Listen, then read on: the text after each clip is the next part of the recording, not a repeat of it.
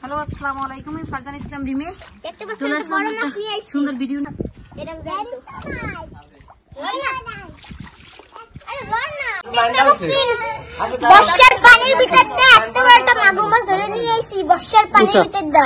বর্ষার পানির মধ্যে নিয়ে এসো, ছাদে এসে বৃষ্টি পানিতে পড়ছে, আকাশে ধুম করে পড়ছে, তোর সামনে দিয়ে পড়ছে, তোর সামনে দিয়ে পড়ছে।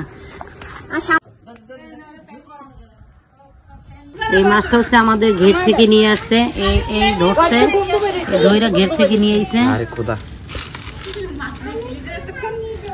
রক্ত বাইরে ফেলাইছে মাছের। না, মাছটা কিন্তু অনেক বড়। তোর পায়া তো এই ধর দিয়ে জায়গা দি, তুই জায়গা দি, কাঁচি ধরে জায়গা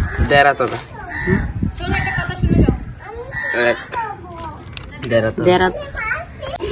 মাছটা কাটার আগে একটু ডুমুর পাতা দিয়ে ভালো করে এটা মানে একটু ঘষে নিচ্ছি যাতে মাছটা কাটা যায়, মাছগুলো একটু ওয়াশ করার জন্য। অনেকটা মাছ পরিষ্কার হয়ে গেছে এমনিতেই, যেহেতু আমাদের চাষ করা মাছ ঘেরের। এই মাছ কিন্তু আমরা ঘেরে ফালাইনি, এমনিতে এরকম 2-4টা মাছ হয়। তো অন্যান্য মাছকে দেখেন মাছ কত বড় হয়ে গেছে, এগুলো অন্যান্য ঘের থেকে হয়তো আমাদের ঘিরে আসছে। দেখেন মাছটা কিন্তু অনেক বড়। তো মাছটা আমি কাটবো, আমি ঠিক পারবো কিনা জানি না।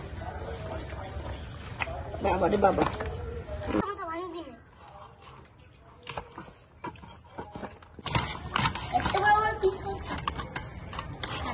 কোরমা করবে তো সমস্যা, তোমার পিস করবে।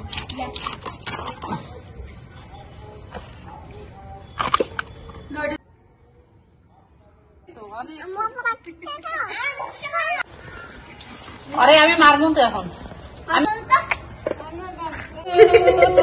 এই যে দেখেন মাছ এইরকম পিস করে মাছগুলো কেটে নিয়েছি। দেখেন একদম মনে হচ্ছে মাংস না, পুরো মাংস, সত্যি সত্যি দেখ একদম মনে হচ্ছে গরুর মাংস। কালারটা দেখেন, মাশাআল্লাহ মাশাআল্লাহ, পুরো মাছের কালারটা দেখেন মনে হচ্ছে একটা গরুর মাংস। এগুলো মজাই আলাদা।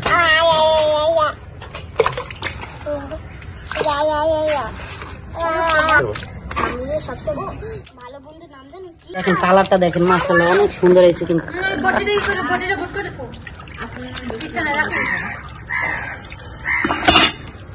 ওই বডিটা নিয়ে তো আনটি দিয়ে তোর আলবি আমাদের সরো, ওই বডিটা দিয়ে আনটি তোমার সরো সরো। এই বডি এখানে আমি মাছটা গরম পানি দিয়ে ধুয়ে ওয়াশ করে নিয়েছি, আর নিয়েছি এটা একটা গডমান কচু। এই গডমান কচু দিয়ে আমি আজকে এই মাছটা রান্না করব। চলুন পুরো প্রস্তুত করে এটা দেখিয়ে দিচ্ছি।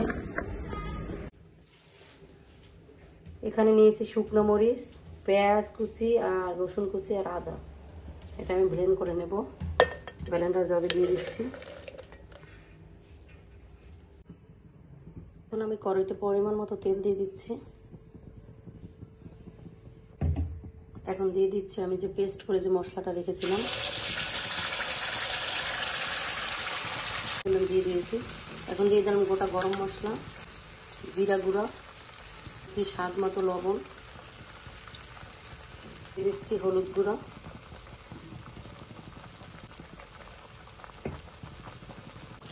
গ্রামের তো শিলপাটার বেটে রান্না করে, আমি এটা যেহেতু ব্লেন্ডার জারে ব্লেন্ড করে নিয়েছি এই জন্য কালারটা এত সুন্দর আছে অথেন্টিকভাবে। মশলাটা কিন্তু আমার কষানো হয়ে গেছে, খুব সুন্দর একটা কালার চলে আসে। এরপর যে আমি দিয়ে দিচ্ছি মাছ,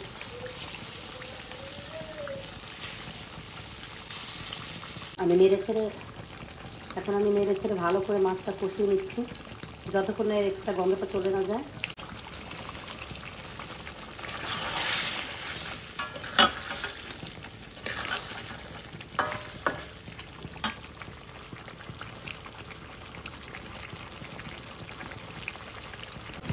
আলু দিয়ে দিচ্ছি,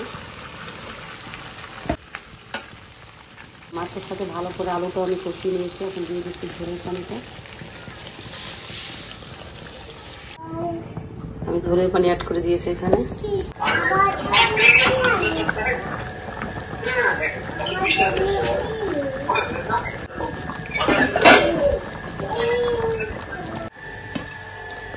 তো দেখেন রান্নাটা কিন্তু আমার হয়ে গেছে। এখন আমি এর মধ্যে কিছু টালা জিরার গুঁড়ো দিয়ে দিচ্ছি। এটা অপশনাল, আপনারা চাইলে দিতে পারেন, চাইলে স্কিপ করতে পারেন, দিলে কিন্তু খুব সুন্দর একটা ফ্লেভার আসে। দেখেন